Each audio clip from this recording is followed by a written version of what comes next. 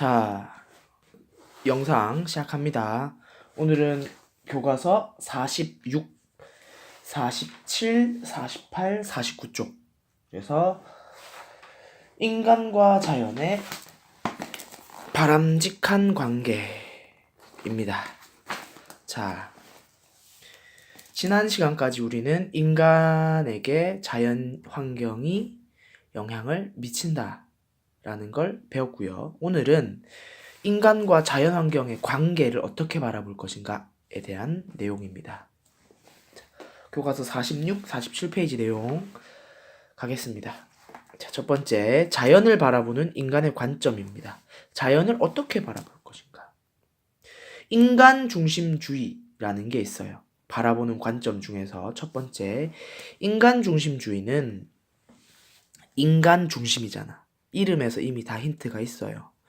인간이 가장 가치 있다. 인간이 중심이다. 라고 보는 관점이에요. 그러면 인간과 자연 중에 누가 더 중요해? 이 관점에서 보면. 그렇지. 인간 중심이니까 인간이 가장 중요하다라고 보는 관점이고요. 그래서 인간 중심주의의 특징은 첫 번째, 이분법적 관점. 이분법적. 둘로 나눈다는 거죠. 이분은. 인간과 자연을 둘로 나눠서 본다는 거예요. 인간과 자연은 별개의 존재다. 독립되어 있고 각각 따로 존재하고 있다라고 보는 게 인간 중심주의입니다. 두 번째, 도구적 가치 강조. 자연은 인간을 위한 도구에 불과하다라고 보는 거예요. 자연을 인간의 도구로 본 거예요. 그래서 인간이 필요할 때 뭐 석탄이나 석유나 뭐 천연 자원들을 캐서 또 식량들을 캐서 인간이 살아가는 데 쓰는 도구로서 바라보는 게 바로 인간 중심주의입니다. 이런 인간 중심주의로 인해서 장점은 인간이 물질적인 풍요를 누릴 수 있게 한다라는 거죠. 이렇게 도구로 사용하니까 자연 개발을 통한 풍요로운 삶을 살 수 있는 거죠. 우리가 아니었으면 과거의 원시 시대처럼 좀 불편한 삶을 살 수도 있겠죠. 환경 개발을 전혀 안 하고 그랬다면 사실이니까. 근데 단점은 이러한 관점이 최근 환경 파괴나 환경 오염 같은 일을 일으키게 되고 인간이 이 피해를 입게 되는 결과를 초래할 수 있었다는 거예요. 환경 개발을 하다 보니까 그 환경 개발로 인해서 인간이 피해를 입게 되는 거죠. 예를 들어서 뭐 우리나라의 예를 들면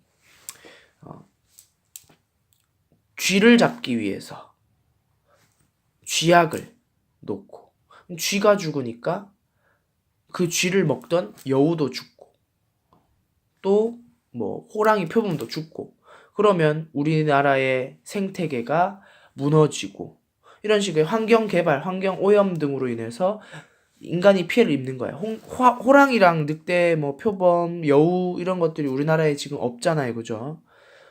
그렇기 때문에 이 친구들이 없으면 초식 동물, 특히 고라니나 멧돼지 이런 것들이 지금 굉장히 많아져서 농작물에 피해를 입게 되고 환경 오염, 환경 개발을 사람이 함으로써 오히려 환경 파괴에 피해를 입게 되는 역효과가 일어나게 되는 거예요. 인간 중심주의는 그래서 자연은 개발을 해야 되고 인간을 위한 도구다라고 보는 관점이죠. 교과서 66페이지, 46페이지에 이 그림을 한번 읽어보시면 관련 내용이 나와 있을 겁니다. 죄송해요. 그 다음 넘어갈게요. 두 번째 관점. 인간과 자연을 바라보는 관점 중에 두 번째 관점이 생태주의입니다. 생태중심주의라고 하는데요. 생태중심, 이름에서도 나와 있듯이 생태, 환경을 중심으로 한다. 생태계를 중심으로 한다. 그래서 인간과 자연은 같다. 라고 보는 관점이에요. 같다. 인간은 자연에 속해 있다. 라고 보는 관점입니다. 왜 이런 관점이 등장했냐면 인간 중심주의 때문에 환경 파괴가 일어나고 환경 오염이 일어나서 막 피해가 속출하고 이런 일이 일어나니까 이제 인간 중심주의는 더 이상 아니다 라고 보는 거예요. 생태계는 모두 이어져 있다. 인간이 환경을 파괴하면 인간과 환경은 이분법적으로 나뉘어져 있는 게 아니라 서로 이어져 있기 때문에 그 피해를 받게 된다라고 본 거예요. 이런 주장을 한 학자가 바로 레오폴드라는 사람입니다. 교과서 48페이지에 보시면 레오폴드의 대지윤리라는 게 왼쪽 위에 조그맣게 있죠, 그죠? 읽어보시고요. 다음 생태중심주의의 특징 한번 보겠습니다. 첫 번째, 전일론적 관점. 전일, 전체가 일, 하나다. 전체가 하나다라고 보는 관점이에요. 생태환경이란 단순한 집합체가 아니라 상호관계가 매우 복잡하게 얽혀있는 상태라는 거죠. 하나가 전체다. 그래서 전체론이라고 하고요. 상호관계가 복잡하게 얽혀있다라는 건 마치 서로 살아있는 유기적인 관계라는 거죠. 유기적이란 관계. 유기질, 무기질 뭐 들어봤죠? 그죠? 그래서 생태 환경은 인간과 떨어져 있는 게 아니라 이어져 있고 그것이 결국 하나다라고 보는 전일론적 관점이 특징이고요. 두 번째, 내재적 가치 강조. 내재적, 속 안에 있는 가치를 강조한다는 거예요. 자연 그 자체의 가치를 중요하게 보는 거예요. 자연을 인간의 도구로서 중요하다. 이거는 인간이 사용해야 되기 때문에 중요해. 석유를 개발해야 되기 때문에 중요해. 이런 게 아니라 자연은 그 자체만으로도 중요하고 소중하다. 그 내재적으로 잠재되어 있는 가치가 있다라고 보는 게 바로 생태중심주의입니다. 이 가치의 장점은 환경 문제를 바라보는 새로운 시각을 제공했기 때문에 환경 파괴나 환경 개발, 환경 오염 등의 굉장히 비판적인 입장을 가질 수 있고 또 그런 것들을 견제할 수 있는 모습이죠. 생태계 파괴를 막을 수 있고 환경 오염을 이제 심각하게 바라볼 수 있는 거예요. 단점은 지나친 생태중심주의는 우리의 삶을 유지하기 위한 환경 개발까지 부정할 수 있다는 거지.